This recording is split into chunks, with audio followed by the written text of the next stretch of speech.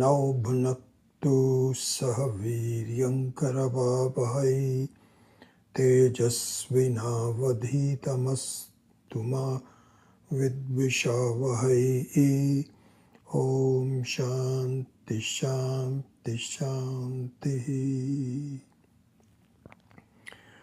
ॐ विश्वं दर्पणदृश्यमाननगरी तुल्यं निजान्तर्गतम् पश्यन्नात्मनि मायया बहिर्भूत भूतं यथा निद्रया यत् साक्षात् कुरुते प्रबोधसमये स्वात्मानमेवाद्वयम् तस्मै श्रीगुरुमूर्तये नमः इदं श्रीदक्षिणामूर्तये.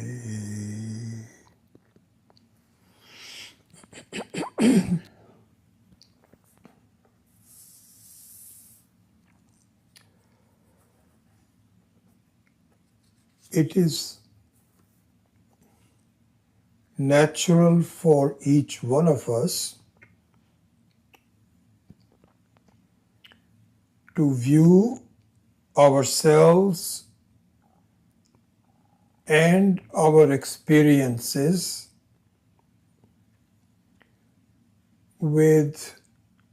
in terms of good and bad.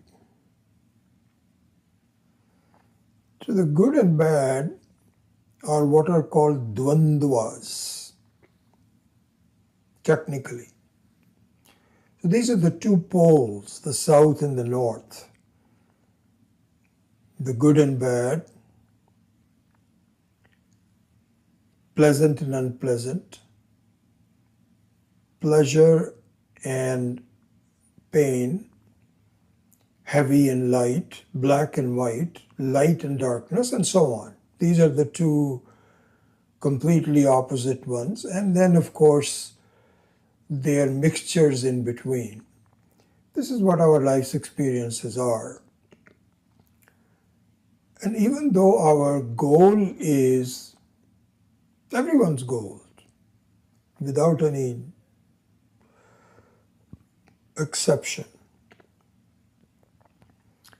is moksha.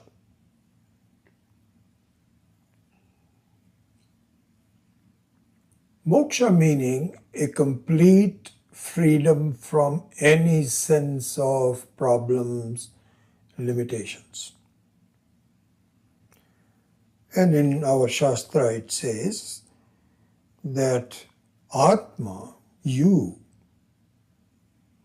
is moksha. Even though we look upon moksha as something that it's kind of like a fancy word, you know.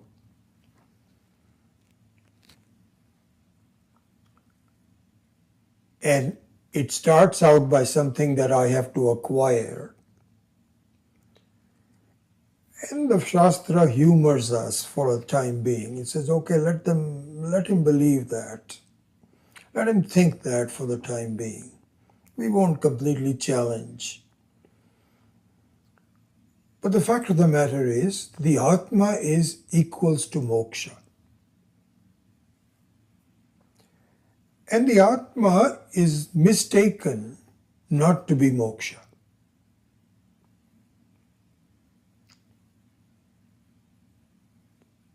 Vimokshasya iti muchyate means that the free is understood to be free. That's it. That's all that happens. Anyway, that part aside, our goal is moksha. But the way we go about achieving moksha or understanding moksha, achieving freedom, which is the goal of everybody's life, as I said before, is to do that through our life's actions.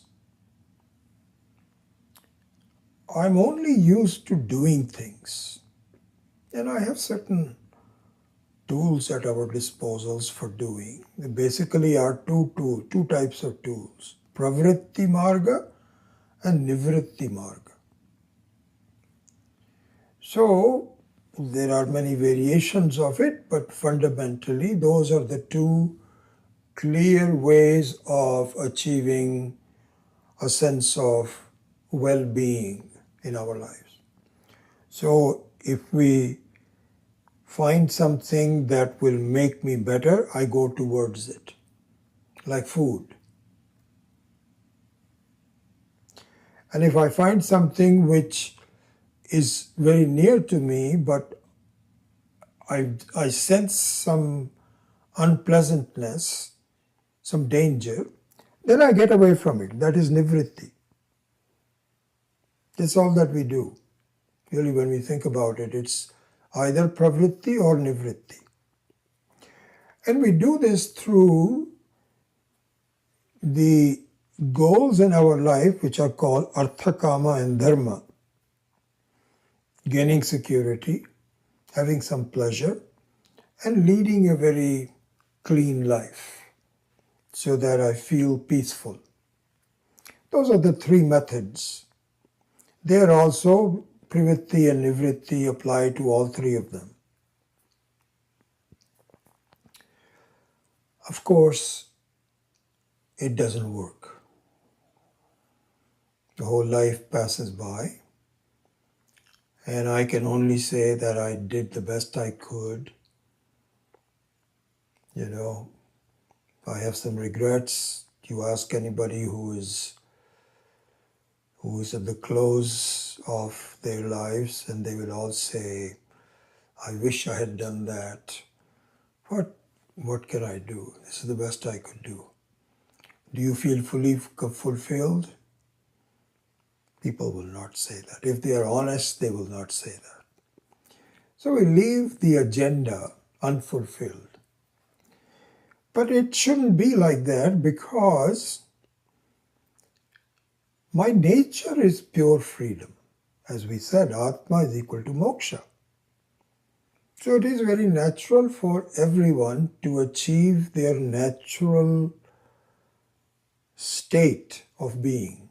You know, we have discussed it many times that anytime you bend something which doesn't want to be bent, even a dog's tail doesn't want to be straight. It wants to be bent. If you want to straighten it, it won't stay straight, because that's the natural state of the tail. So same thing with a wooden stick. A wooden stick wants to be straight, but if you bend it, it doesn't like it. It tends to go back to it. Same thing with the human beings. Our natural state is complete ananda, and we don't really finish the job when we are ready to go from this life. So this doesn't have to be that way. So the Shastra says there is a flow in this whole process. And if you know what the flow is, what the flaw is, then you have really the right approach and you have a good chance of achieving it. So this is what we have to really learn. So here, as we have seen, just in the language of what we have been looking at in the last few classes, Shastra says that your approach to life is very much like you are watching and identifying with a movie. And your identification with the characters and the plot of the movie is not natural to you. You have acquired an identification. This is what we call adhyaropa, a superimposition. And whatever you do, artha, kama, dharma, are simply different types of superimposition. But the superimposition stays. There is some variation in it, but you are still applying a cover to yourself which does not allow you to see the way you are. This is the premise of Vedanta. This is the title of this whole talk, Premise and Promise of Vedanta. And what the Shastra says is, this is the premise, that your experiences of life are like an adhyaropa, and if you see it as it is a superimposition, and which means that you are prepared to remove it, then you don't have to do anything. You are already a free person, and when the cover is removed, you see yourself as you are. This is the premise of Vedanta. Okay. So this we know that already, and we have pretty much been following the sequence of these classes, and I think that we'll probably, hopefully we'll complete it by the end of April, before some of us go to Sailorsburg. So this whole review of the fundamentals of Vedanta, which we are doing now, will hopefully come to some kind of a completion. It is never complete until you really understand, but there comes a point where you think, I pretty much know the basics and even some advanced stuff. And I think that we'll be reaching that in the next month or so. By the way, there's no class next Tuesday. You already know that. I sent you a WhatsApp.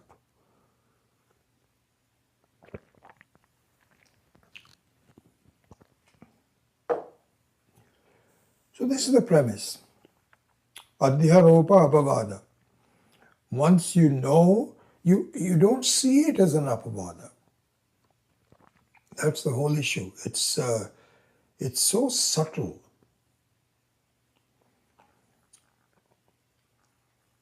that it requires a viveka between two slightly dissimilar things, not completely dissimilar. They're very, very close to each other, and they fool me. And we will discuss some of that today. What do we mean by slightly dissimilar? How is that? What are you saying? Why are you saying that this is a very subtle knowledge? We keep saying it is subtle because otherwise everybody would be able to just read a couple of books and you say, I'm done. Doesn't happen. Because even after the Shastra says that the experiences of your life are like a superimposition onto your own nature, very much like you are identifying with the characters of a movie. It's not easy to convince yourself because you say it doesn't look like a superimposition, because we have discussed it. We don't know who we are apart from these experiences. And the whole process of studying Vedanta is to know that. We kind of know that, but we are highly confused about it. I know that I'm a conscious being. That much I know. That I know that I am Sat Swarupa. But exactly what I am, what are my limitations, lack of limitations, I have some confusion about that, which means that I really don't know myself as well as I should. So this is the issue. So now it requires a certain amount of discriminative study, discriminative vichara, viveka. In other words, viveka. So there's a couple of different ways of doing viveka. We will study two of them today. One that we have already started. It's a very useful method of doing Viveka. And another one which is similar to that, but we haven't spoken about it in this series of classes, and we will bring it up as well if time permits today. All right, so those are the two methods of doing Viveka. So the first one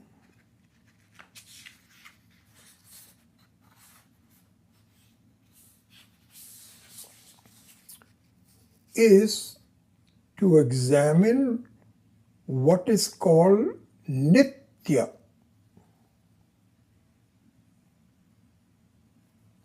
Nitya means unchanging. And more accurately, what appears to be unchanging.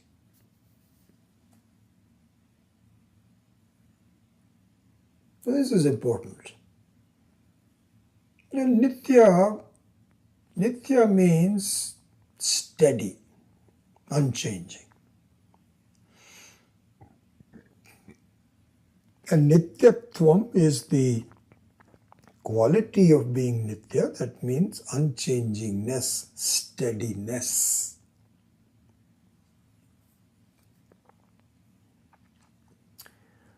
So now, Shastra gives us a method, an upaya, to do discrimination. It says, examine the Nityatvam as consisting of two types. Two types of Nityatvam. One is Parinami Nityatvam, and the other one is Kutastha Nityatvam. Now, we started looking into that in the last class, so we will complete it today. And by the way, I think I remember thinking about what is the proper English translation for Parinami Nitya, Parinama. And I think some of you in your chat had pointed out that it's something to do with, what did you say? Consequence. And you know what? I went to Google, and I also say, and I don't know how you look at it, I actually say, what is the meaning of Parinama? And I do the Parinama in Devanagari. And out comes out various answers. And sure enough, the first answer was consequence. So you were absolutely right. But I knew that's not the meaning in the context of the study of Vedanta. I'll tell you what the right meaning is. So what I did was, I was kind of curious to see how come the spiritual meaning is not being given here. So I had to go to my true and tested old dictionary from Apte. There's a Hindi-English dictionary on Apte. And there, if you go, it has a very large set of options for the words parinama. And some of these words have so many different meanings that you cannot just take out any one of them. The number one there is the one which Vedanta uses, and that means an altered state, transformation, but a stable change. So it's something which is continuously changing, is not normally termed by the word parinama. So there the word vikara comes in. Means that, like the world is continuously changing. if you have a river which is continuously flowing. That's not where parinama would be. But where the word parinama would be used would be if one state of something transforms into another state and stays there. The classical example is that of milk becoming yogurt. This is the classical example given in our the Shastra. The milk becomes a parinami into yogurt.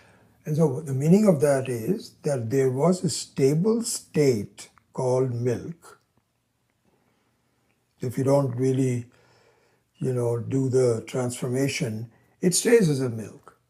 But if you were to do some funny stuff, put some yogurt into it and then put it in the warm place and all those kinds of things, then the milk turns into yogurt and stays there. So this is the true meaning of called parinama. All right. So Kutastha we will go and later on, but let's now proceed on the meaning and the relevance of parinama in our life. Very important, really.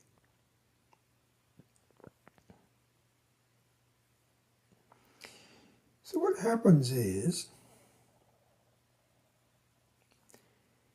that we stop at parinama, a change in parinama.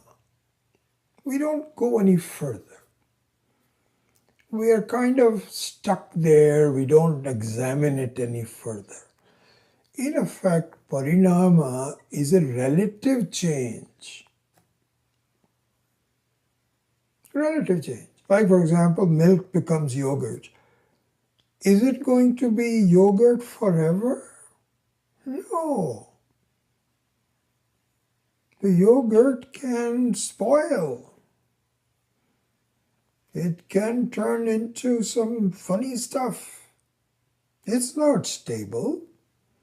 But for the time being, if you make yogurt at home, you can keep it in the refrigerator for several days and it stays there. So you're okay with it, that's fine. That's all that we need is just a yogurt. Similarly, now I think that we have seen the application, not the application, but the example of parinama. What is it? Parinama nityatvam, remember. This is what is called parinama nityatvam. It means the unchangingness in the form of parinama. All right? This has got enormous implications. So we've started talk about that in the last class, but now let's complete it. Take, for example, time. So, time changes continuously. But the concept of time does not change.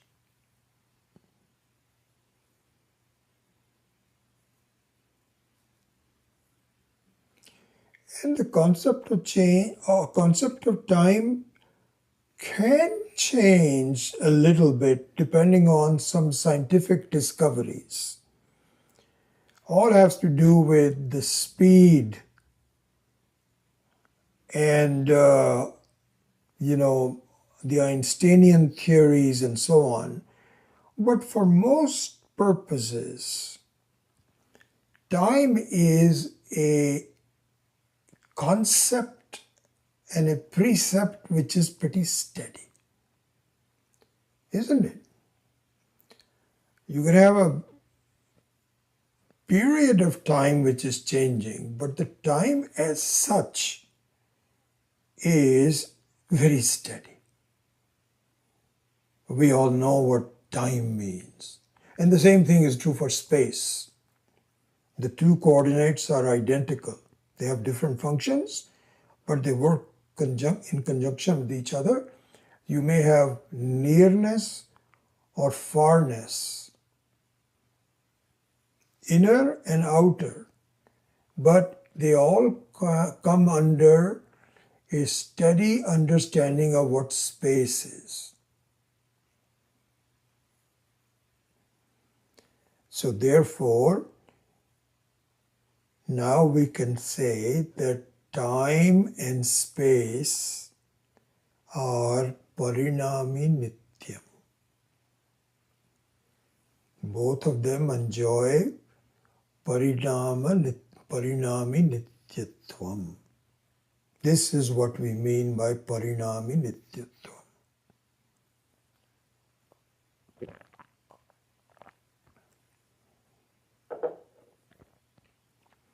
And changing time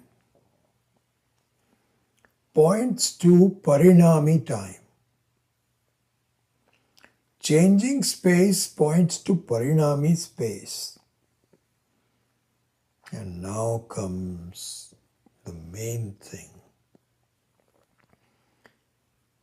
The changing me.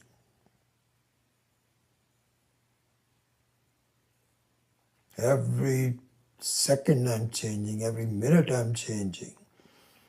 My birthdays keeps on coming. Happy that it's coming. I'm still alive. Changes in my age, changes in my body, changes in all kinds of my health point out to the unchanging I. They all happen to me. If we look at one individual, same thing with you.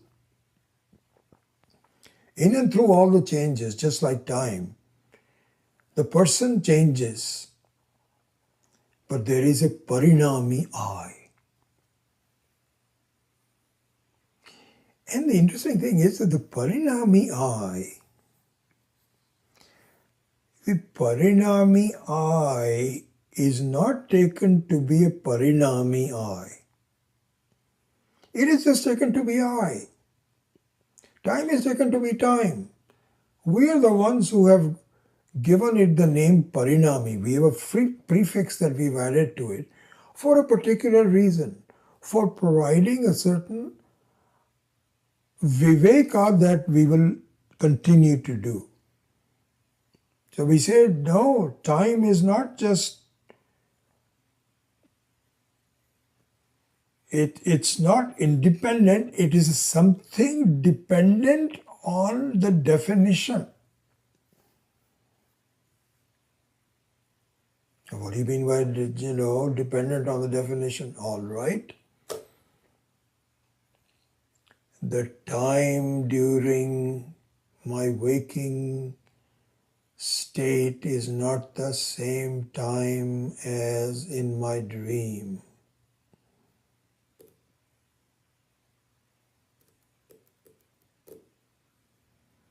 It is not an independent time.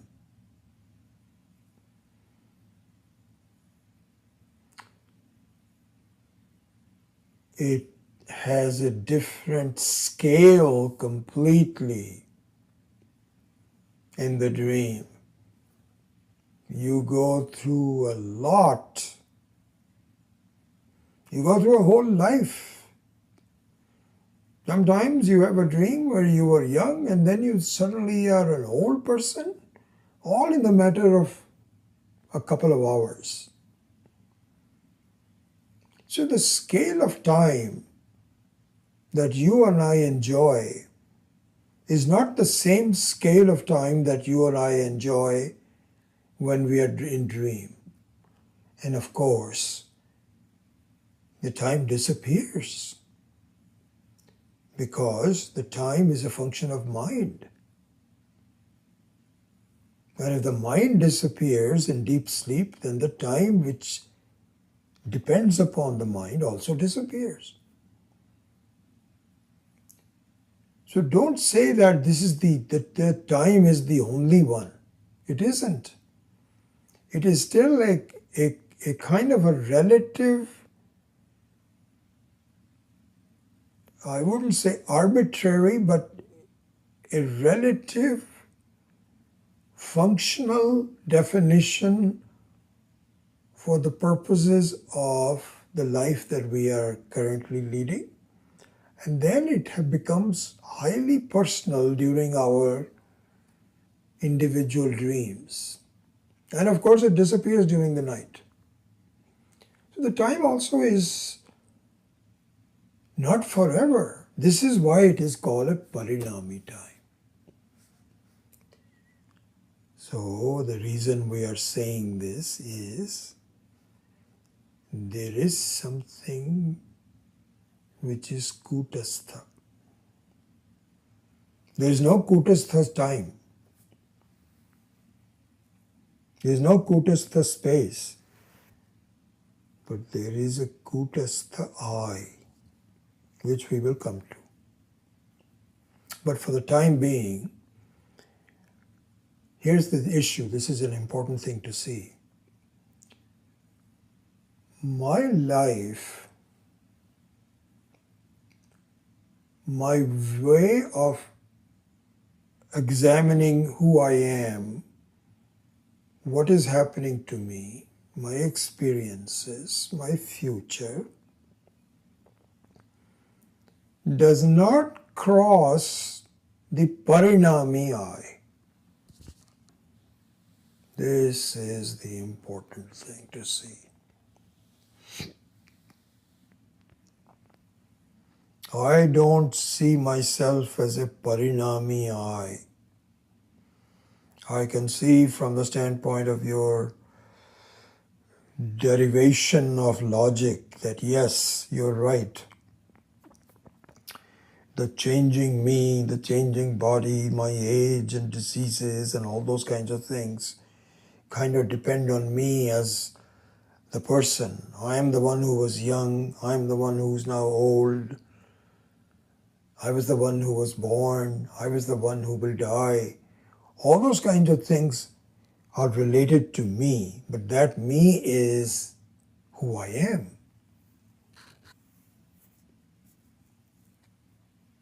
And you come and tell me there is a kind of like a parinami I. I don't see that. It's only the only I that I know. What others? How can you say this is a type of I? You see that? If you say parinami, the parinami nityatvam is a type of nityatvam. And so my definition of myself is nitya, right? I know that I am kind of anitya. I am eventually changing. I know that.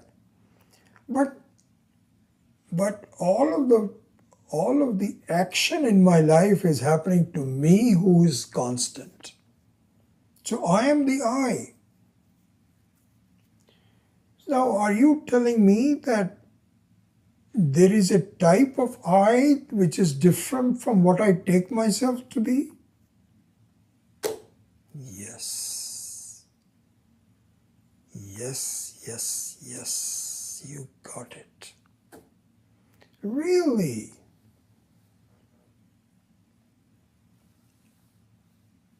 You got myself to be curious. What is that?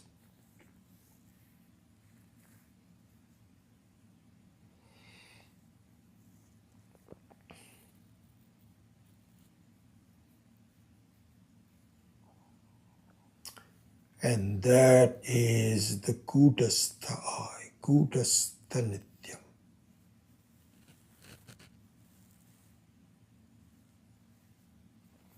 And so now we can begin to complete this methodology, this prakriya.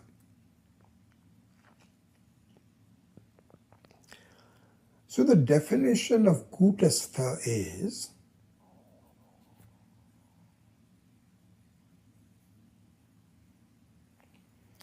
one which is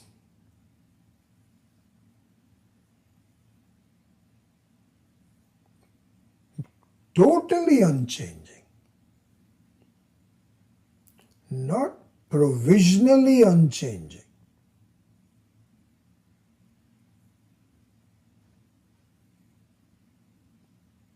Because all the parinami nityas are provisionally nityas. For our all intents and purposes. And there is a kind of like a saying in India in our vernacular language. We'll say "chalau kam." I think it is probably there in Gujarati also, but in Hindi and Punjabi, we know it'll say "chalau kam" means chalta hai somehow or the other. It is enough for transaction. That's enough. Let's not go into more than that's what it means. But in Vedanta, we want to really go not just provisional truth, but the real truth, in which there is no relativity, no provisionality. It is the really unchanging nityatva. So there, as we define the word kutastha, as we had discussed it last week, it has two meanings. And they're both similar, but they do have a slightly different way of approaching the same. So one kutastha is the anvil, which is used by metal workers to be the basis on which all changes in metal or non-metallic things are used for. So for example, supposing you wanted to bend, you wanted to make a horseshoe. So what I think normally is done, I'm not a blacksmith, but what you will do is you will take a piece of iron and put it in the fire until it's totally hot and therefore becomes malleable. So then you bring that piece and now you put it on the anvil and then you strike on it until you get it to the right shape. And all this time, the anvil doesn't change its shape. It is so heavy and so, I guess it is made out of that form of an iron which is not easily displaced. So it has to remain very steady. Everything else has to be changing.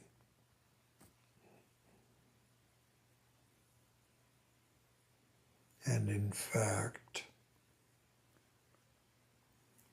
the I that I am is that type of a kutastha nityam. I am not a parinami I, because the parinami I is a steady I provisionally during waking. Steady I provision, a different provisionally I in dream, and complete disappearance during deep sleep. And so that means that the status of I-ness has to be parinami, because it is provisional. We recognize that it is steady for the purposes of analyzing your life. Of course, it is the same you that used to be young and now you are not that young. Of course, we know that. But that is not the real you.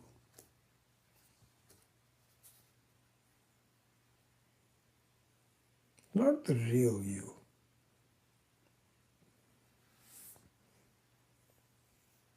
Kutastha you is the real you. And the kutastha you is not only you, but the Kutastha is everybody. This is the Atma. This is the Atma which is the basis of all of your provisional changes of your life. It's the same Atma which is the provisional changes of my life, of somebody else's life.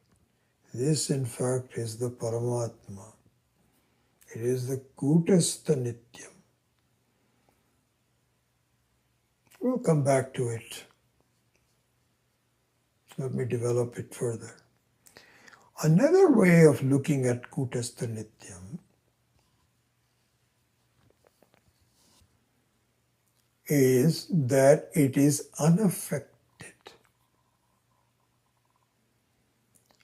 Unaffected by whatever happens near it. Whatever happens near it, it is unaffected. So from that perspective, the first definition of Kutastha and the second definition of Kutastha are similar, isn't it? Because in the case of an anvil also you can argue that it remains steady, unaffected, unchanging, despite all of the action on it. But there is a difference between Kutastha of one type and the Kutastha of the other, no, Kutastha of the first definition and Kutastha of the second definition, because in the first one, the Kutastha is an anvil on which changes are taking place. So there is, you can even argue that, you can even see that the Kutastha is being hit.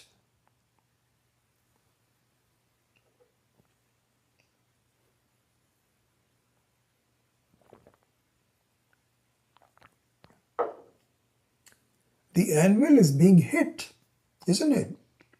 You're actually hitting the anvil. So it's getting affected. But it is so strong that it doesn't really seem to mind. It may be getting some pain, maybe, but it's got some ability to just stay and take all the pain. So at least on that side, you can say that Kutastha, I don't want to be that kind of a Kutastha. I don't want to be beaten up, even though and I don't think I can ever be that strong. You can argue. But really speaking,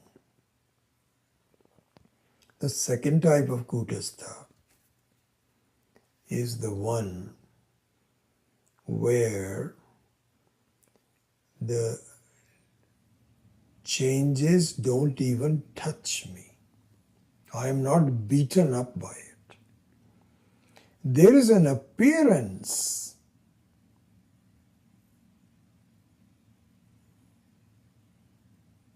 but the appearance is not the reality.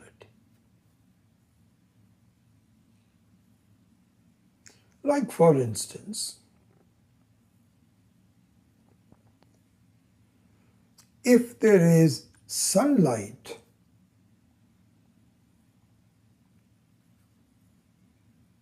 following on a gutter, dirty gutter,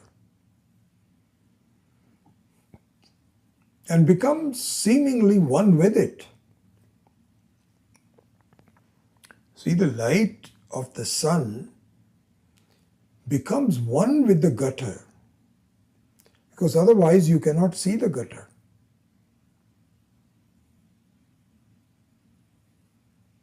You can only see, in fact, what you are seeing is not the gutter. You are seeing the light in the form of the gutter.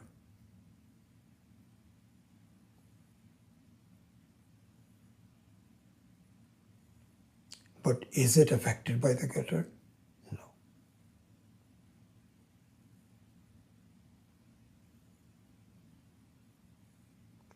So similarly here now we can begin to see this. We have a lot more to do, but you can begin to see this, that the parinami I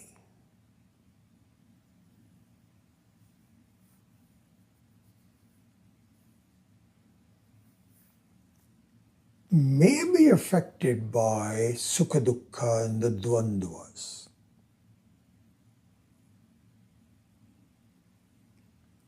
And we are. As a jiva, we are a parinami I.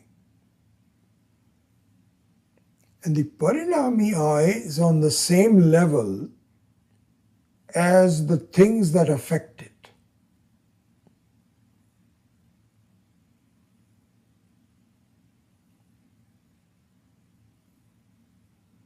Even though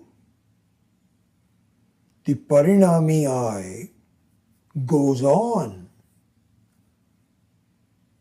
You know, supposing you go into, supposing you have a fight on somebody in a road rage, and it's very possible that somebody physically attacks you. And, you know, gives you a couple of physical blows and you fall down, you get bloodied, but you survive. So that is your parinami I. The parinami I is the one who is on the same level as the person who is attacking you. You know, this can be seen as somebody hitting the anvil. Even though you survive it and you now brush yourself off and you say, too bad, it's gone now. Or the police came or something, but you're now okay. You kind of survived it. But who survived it was the parinami I. The kutastha I was not touched by the street fight. It cannot. Even if it tries to, it cannot.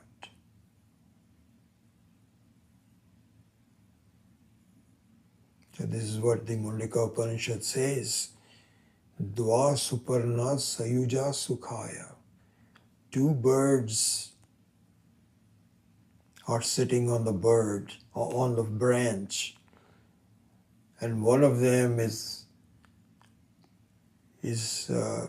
experiencing sukha dukkha, but the kutastha I, which is the real I, is unaffected. Very much like from a dream. You know, if there is a fight in the dream, you are really not affected. You just appear there. You at least appear to be affected, but you're not. The real you is not affected.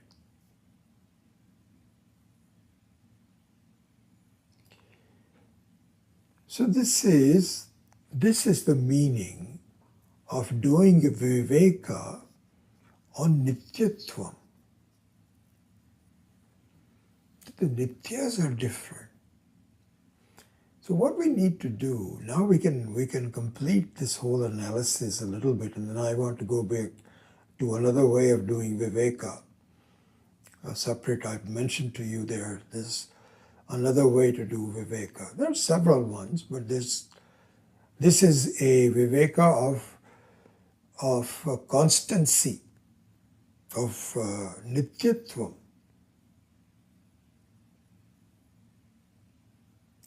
So one way to consider the completion of this viveka is the following. So we said earlier that what Shastra says is that your experiences of Sukha Dukkha, of Dvandva, are like an identification with something that you are not. And the way to get out of that is to see that it is a superimposition. The seeing that it is a superimposition is the freedom from it, isn't it? So that is the apavada. If you don't see that this is a reality, if you think this is a reality, it is not an apavada. So the only knowing that this is just an adhyaropa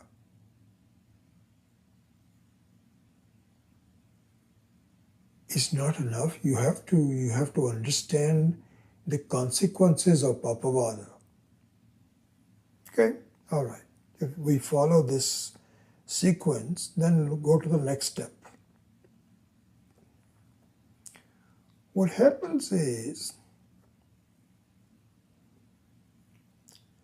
that we do partial apavada but not complete apavada.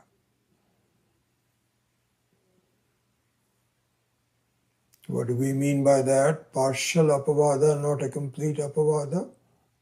This is an important concept.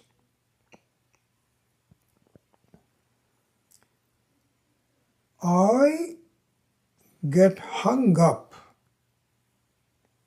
in my estimation as a parinami I. I don't understand the kutastha I.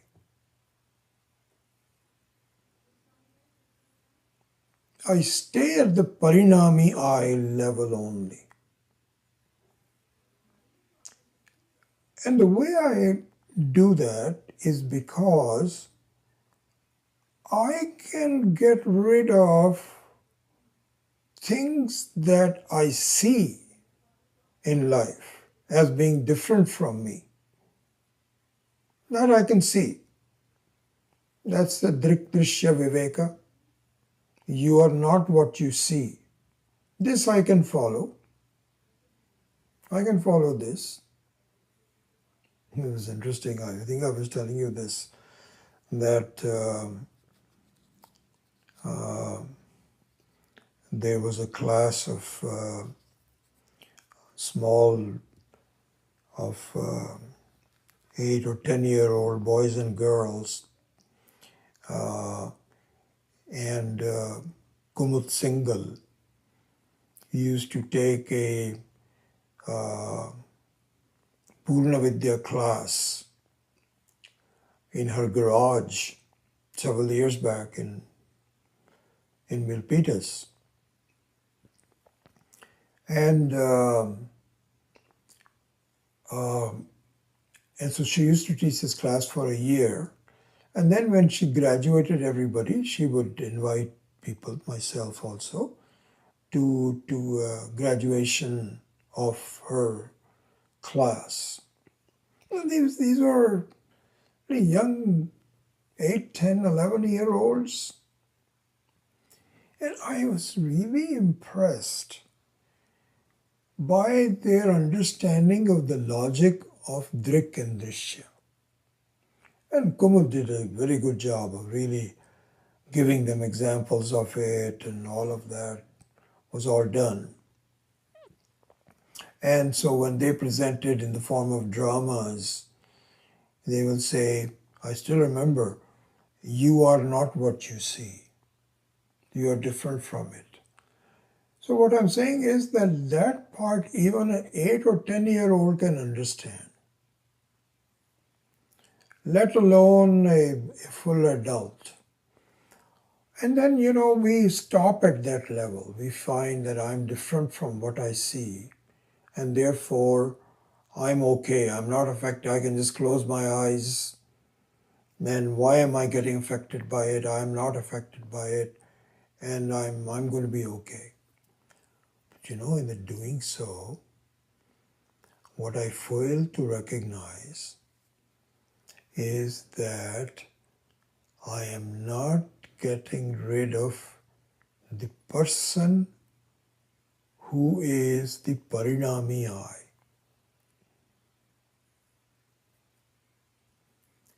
The parinami I also is drishya. And so I have a hard time getting rid of the parinami I because I don't know what will be left of me. This is who I am. I don't understand how I can negate myself. You say there is a kutasthan I and so on and so forth. I don't quite get it. I don't feel comfortable that who I am. So this is the waking I is all that I know. And I keep coming back to it.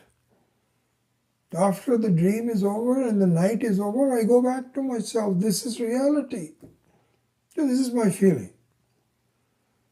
I cannot get rid of it. I don't understand how I can get rid of myself. Who else am I?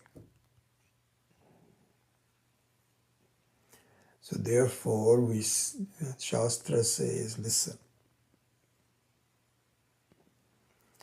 even the waking person, the Vishwa, is a parinami I which you have to understand. That's not you. And until you do the apavada for it, you will stay. All you will be able to do is to close your eye and be peaceful for a while. You're just peaceful, and this is exactly what our issue with the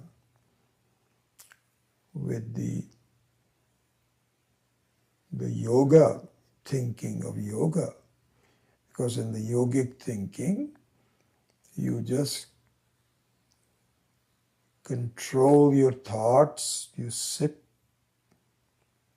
and you feel that you are not your thoughts,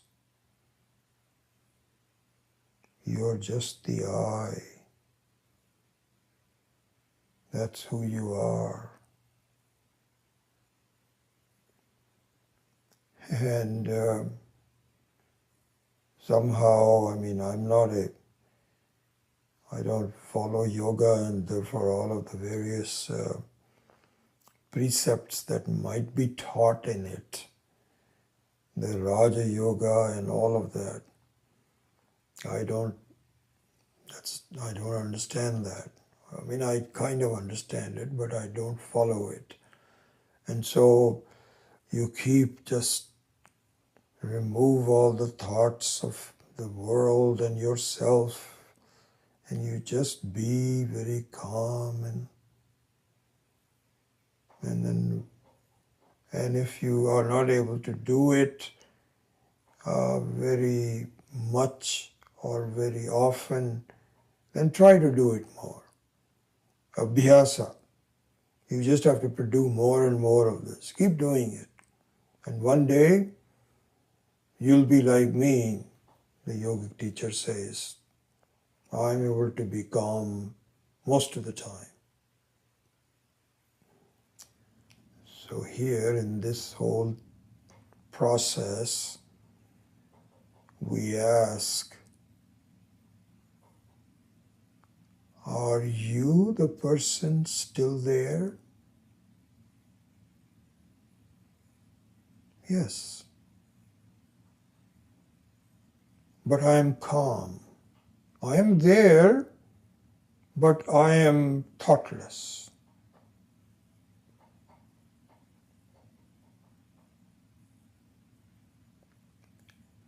But you are there as a person, aren't you? I guess the person has to say yes, because you're still associated with the body. You're not associated with everything.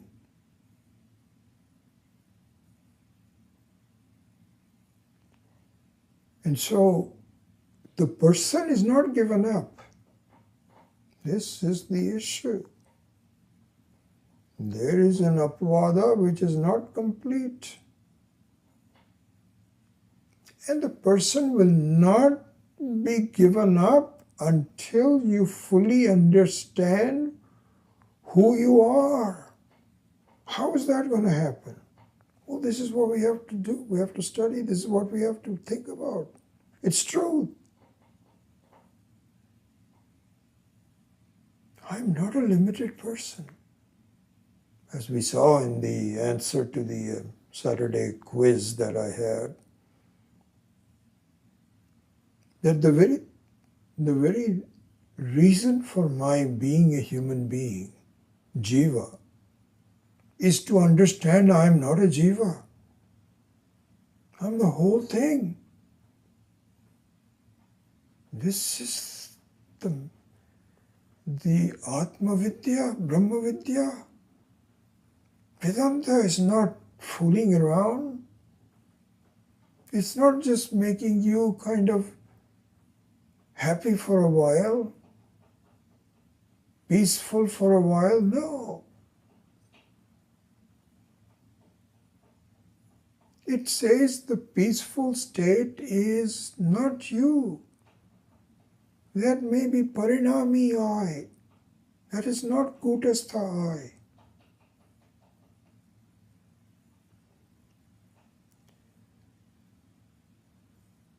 So a couple of things with respect to that. And I want to go to another example in a minute. I think I still have a few minutes. But I wanted to go back and revisit the Bhagavad Gita,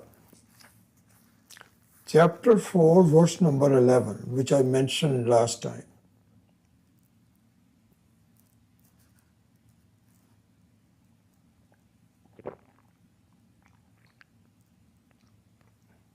Right?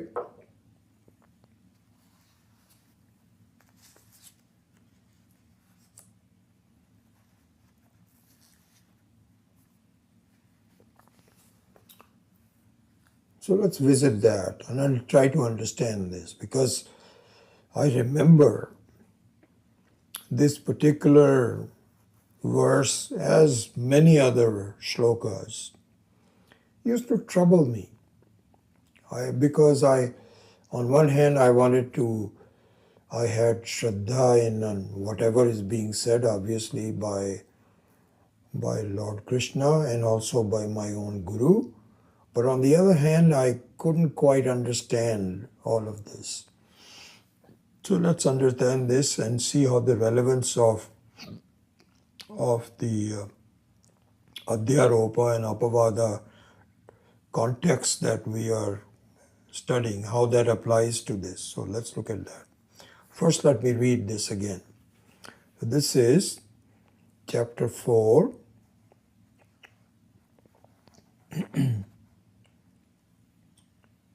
verse 17 is interesting. It says, or even 16, he says, Kim karma, kim akarma, iti kavayoho api atra mohitaha tatte karma pravikshyami yat gyatva mokshase ashubhat.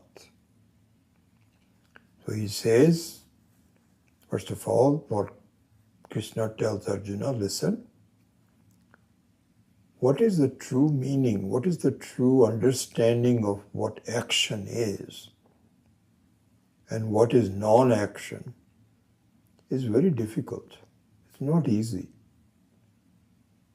It is not easy to understand. So the purpose of saying that is to say that If you don't get it for some reason, don't feel bad about it. Others also have had, we've had to really think about it. And maybe if you do the same preparation and thinking, you will also get it. But I'm just warning you that this is very subtle. Sri Krishna is saying this. And then on verse number 17 he says, Gahana karmano gatihi. Again he repeats himself. Gahana means it's very deep. Not a child's play. Then comes the real verse. Karmani akarmaha yaha pashyet. The one who sees, pashyet means here to who understand, who gets it. In the modern way, language of these days, do you get it? It never used to be more than 6-7 years ago. So these are new lingos that come about. So the one, he says, the one who gets it, that in action there is really no action.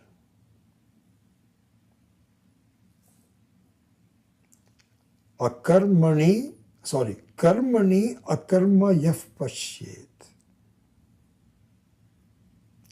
Then he says, akarmani cha karma yaha. The second one is more. The first one can say that if one sees that karma, there is really nothing going on, like watching a movie. There's a lot of action. And you feel that doesn't really affect me. Let it go on, so what? I don't have anything to do with it. So that's the first part. The second one is the real interesting one. He says, Akarmani cha karma yaha pashyet. We can add the word pashyet. Sahabuddhiman manushyesu. He says, I consider that person to be done. He gets it. Otherwise, you're just pretending. You don't really understand. So what is it that you don't understand? The first part is karmani akarma yaf pashyet. And the second one is akarmani yah karma yaf pashyet. The one who considers non-action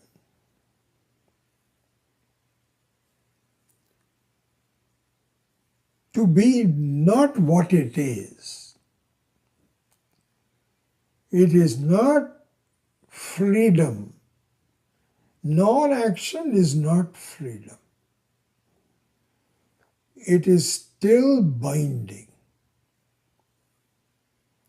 Once you see that non-action does not free you, and action also does not bind you, if you get the truth about these two opposite ways of looking at things, I consider you to be wise. So here, as I was saying, that the first part I used to see, but the second part I had some difficulty in seeing. That how can a person who sees non-action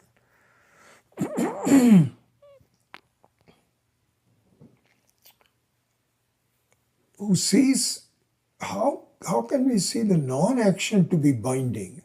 How do I understand that? Until I started to see the more detailed, is not just recent, I've had it for a while, I understand then until you do the apavada of the person, how? Let me see that. Let me show you that. So oftentimes you will find that there are, and quite it's very interestingly enough, we know several children of our friends.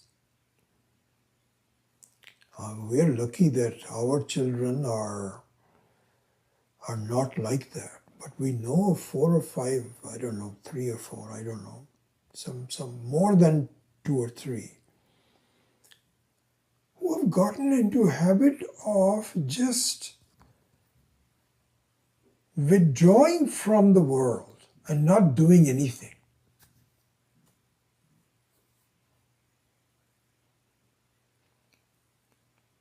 And they have some of them actually have passed away, some youngsters. It's very, very, very sad. But be that as it may, I'm just telling you that there is a feeling that why should I, then there's always some problem in the way they relate to their parents, to their friends and so on, that hankering for the world in the world doesn't amount to anything. What has it gotten people? They can criticize somebody who, was a successful person but was not a good person. So they'll say, I'd rather be a good person rather than be a successful person. I don't want success. I don't want to do anything. I don't want to do anything. I'll just sit at home. And you know what?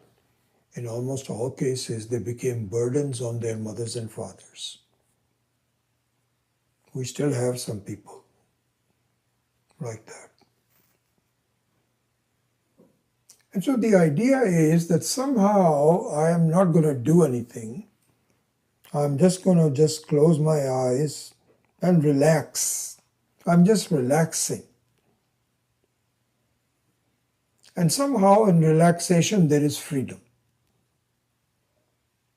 This is what Lord Krishna is saying. So the flaw in that argument is that I don't want to give up myself. I still have my idea of who I am, which is a parinami nityatva. But I want to give up action. I want to do nothing. I just want to be myself. This is not freedom. If you want freedom, and really speaking, giving up an action is okay. You have to give up the idea that you also are real. That is the apavada which completes the adhyaropa apavada. If you don't do that apavada, you are cheating. You are a cheat. You pretend I'm not doing anything. I'm just relaxing. I don't need anything in the world. This is not freedom. This is what Lord Krishna is saying. Arjuna, because I remember Swami Dayananji used to, the way he framed the discussion between Arjuna and Krishna was that Arjuna says, I don't like this war business.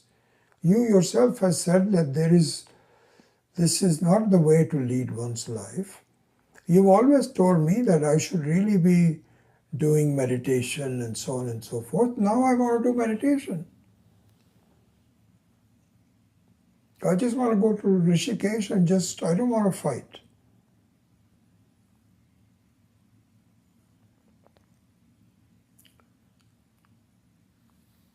And Krishna says that not doing anything, just sitting there and relaxing and meditating, this is not the true freedom. Why is it not true freedom? Because your idea that you are still a person, that itself needs examination. And you're not even close to getting to that point where you can examine it.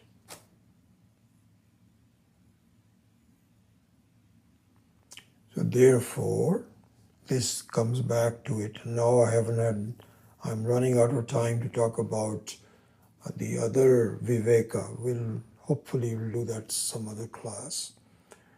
So this one kind of completes it, that where we get hung up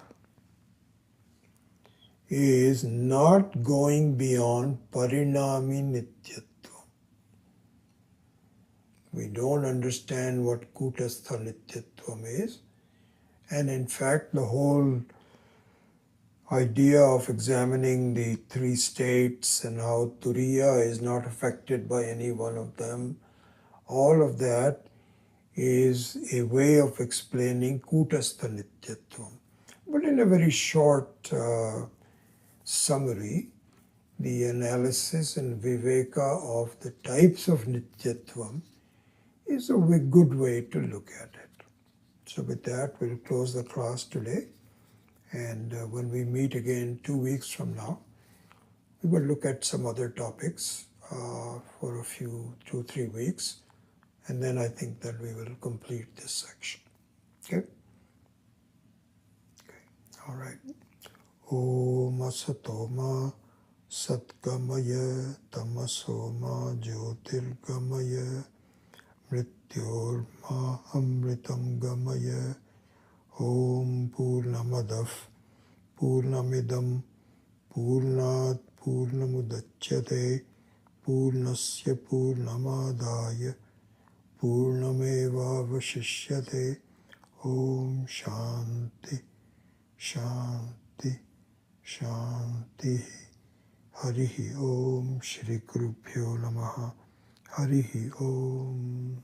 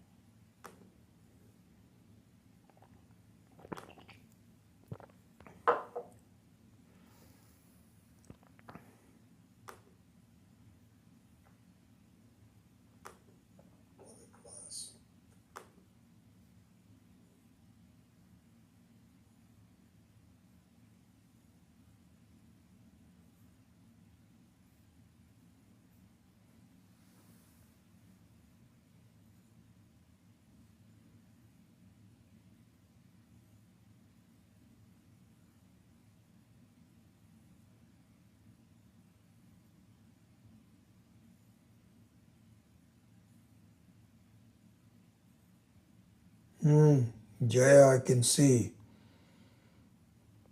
Parinama in Urdu means natija, result. Yeah. But that's not the context of the word parinama. So we have already studied that. There is called Arambhavada, Parinamavada, and Vivartavada. So these two ways of looking at what comes into being, bhavati, from the dhatu bhu, bhavati means what happens. So there's 3 different ways of looking at it. One is called Arambhavada. So the Arambhavada means that there was nothing before and something began. It's called Arambhavada. So the Big Bang that the science is looking at is to say that there was nothing before, but now there is something. The second one is Parinamavada. Parinamavada means that there was something already there, and now it has because this, like a seed, has sprouted. So the seed has become an expression. So it has become a parinama. It's called Parinamavada. There's a lot of schools of thought that believe in that. In Vedanta, we go to the third one, which is called Vivartavada.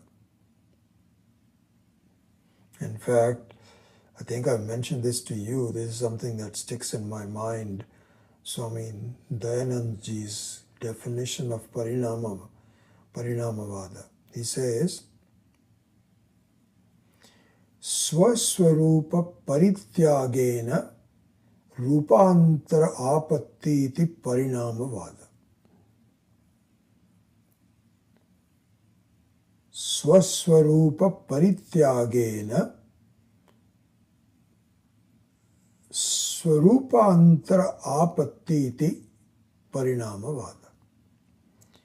Swaswarupa Parityagena means having given up its original form, taking up a new form is called Parinamavada.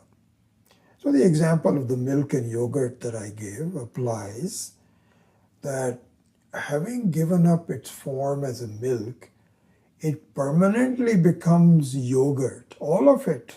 The entire milk transforms itself into yogurt. This is called Parinamavada. And the third one, which is what Vedanta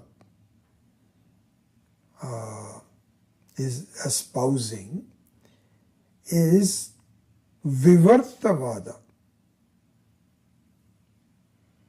So Vivartavada is defined in the same way as Parinamavada, but it goes like this.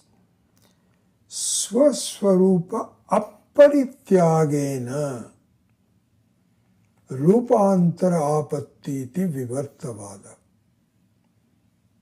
Swaswarupa Apparityagena. Not Parityagena, but Apparityagena.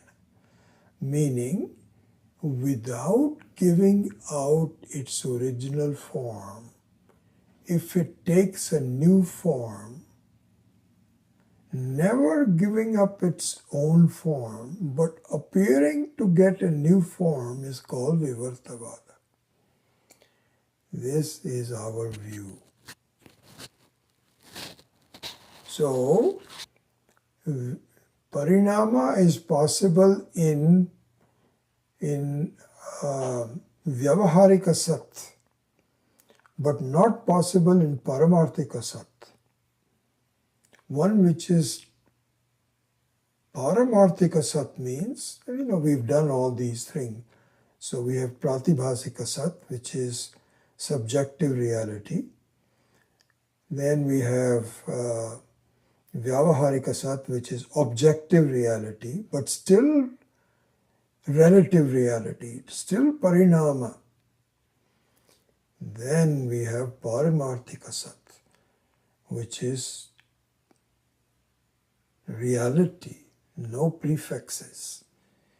So Vivarta is not, Parinama is not possible in Paramarthika Sat. Only Vivarta is possible. There also the Vivarta has some forms. I won't have time to go into that. So for example, becoming gold becoming ornaments is one form of Vivarta. But rope becoming a snake is another kind of Vivarta. That is the real Vivarta. Anyway, all those are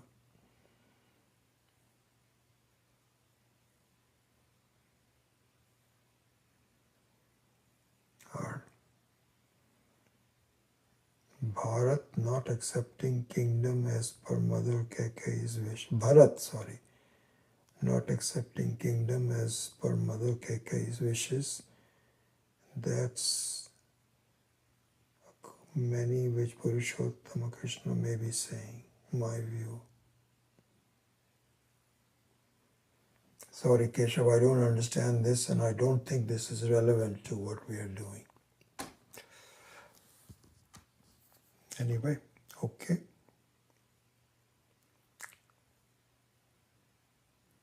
All right. Hopefully see you sometime next few weeks. I hope to see you at Swami's Muktatmananda's classes. Hari Om.